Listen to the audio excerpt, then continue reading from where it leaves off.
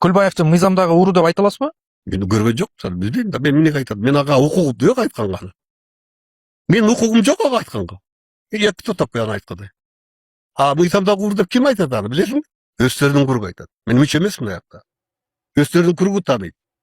Алар Аны коронавайт этет өздөрү. ошондой маалыматтар бар да. Маалыматты мен көргөн жокмун, уккан жокмун. Демек сиз өзүңүз көрүп Мен көрмөйүнчө, укмайынча, анализ демейинче айта албайм. айта албайсыз. Ал жана коронавайт этилген нерсе болушун мен ага добуш беришим керек. Мен мүчө болушум. Мен ага мүчө, бир дагы мен андай топтун мүчөсү эмесмин. Болгон да эмесмин. Ни каалабайм дагы. Президенттик шайлоо жакындап калды. 1 жылдын тегерегинде убакыт бар. Келе жаткан шайлоодо кимди президент катары көрөсүз? Президент эки суроогу бар. Барат азыр ушул. Бул азыркы блогу келечектеги шайлоодогу эң коомдо стабилдүүлүк болот деген адамдарга, тынччылык болсун деген адамдарга азыркы президент дагы барсын деген көпчүлүк ушуну колдоп турат. Ошонун ичинде мен да ошону колдоп турам.